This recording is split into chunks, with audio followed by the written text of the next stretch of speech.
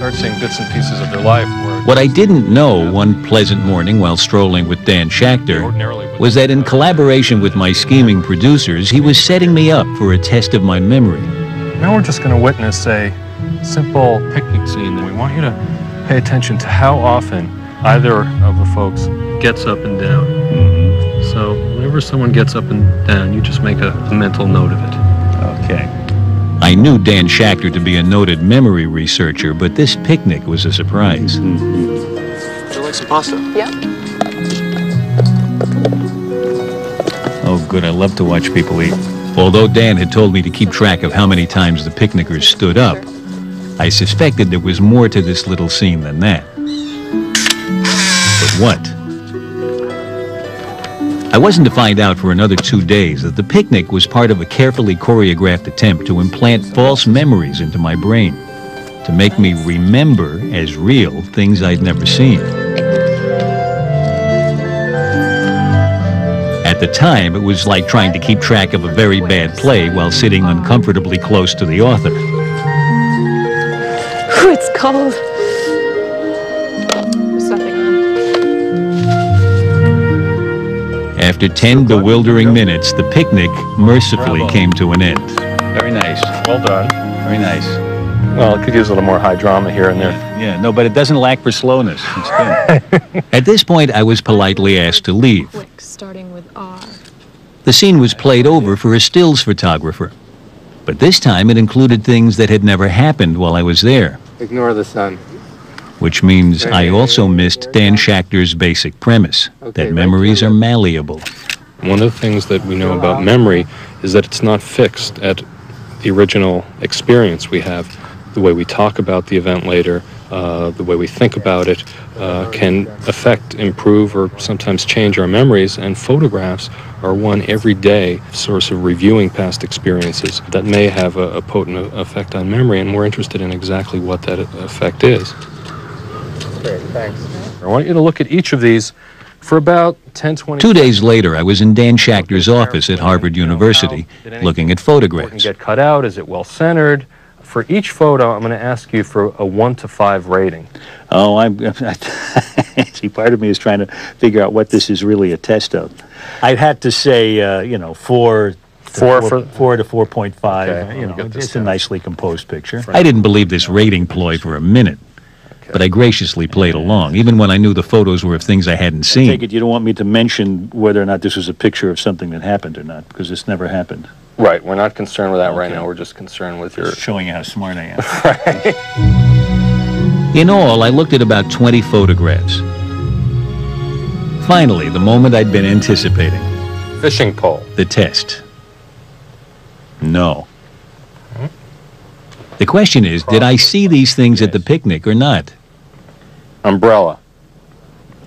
No umbrella, no. Potato chips. No, the potato chips were in the picture. Well, I remember them in the picture, but I don't remember them on the site. Okay, so you're going to call... I was doing fine until... nail file. Yes, I think I remember her filing her nails, although the picture is also vivid in my mind, but I think I remember her filing her nails, too. Kite.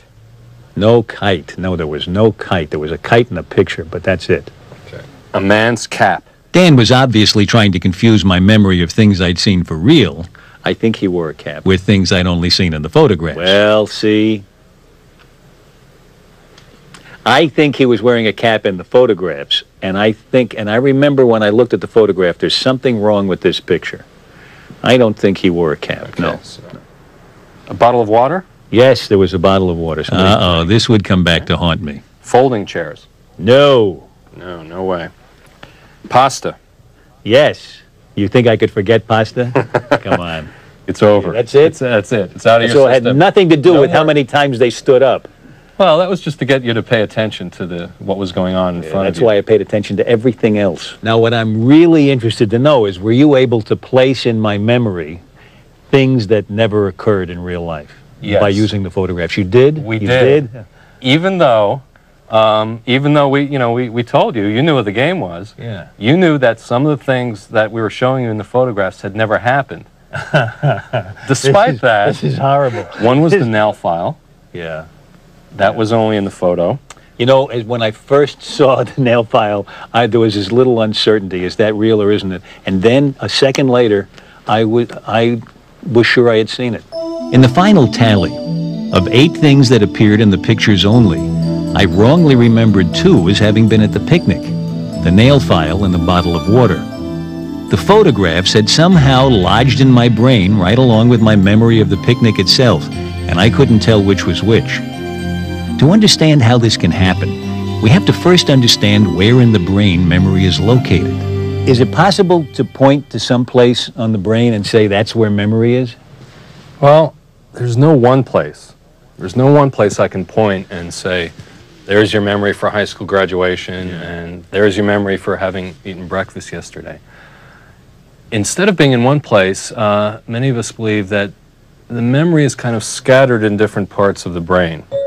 The idea is that memory consists of all the bits and pieces of an experience. The sights, the sounds, the emotions, with each fragment stored in areas of the brain responsible for handling that particular sensation. So sounds are stored in the auditory cortex, sights in the visual cortex, and so on. Keeping track of what's where is a region of the brain called the hippocampus, which functions as a sort of index for our memories. Recalling an event means reassembling all those bits and pieces. It's not like replaying a videotape. It's more like shaking a kaleidoscope. With every shake, every recall, the pieces fall together anew, sometimes, as in my memory of the picnic, including bits that don't quite belong. Okay, so here's the first list. Dan Schachter recently wondered if he could tell the difference between real and false memories by peering into the brain while it was remembering. Coarse, uneven. 12 people heard word lists like these, and they had to remember as many of the words as they could. Writer,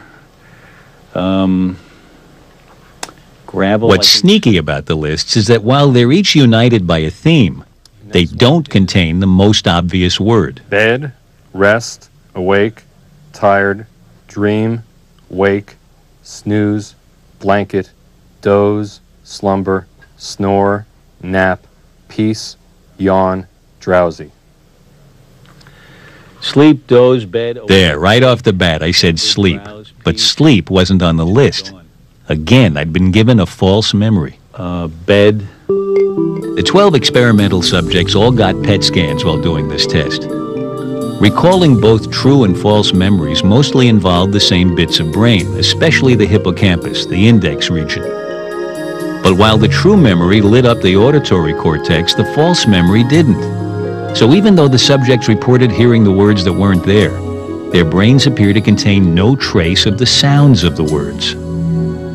So in a way, you really can look inside somebody's brain and tell whether they're having a true memory or a false memory, under certain conditions. Under certain conditions, within this one experimental paradigm in a group of 12 people, we were able to see some differences between true and false recognition.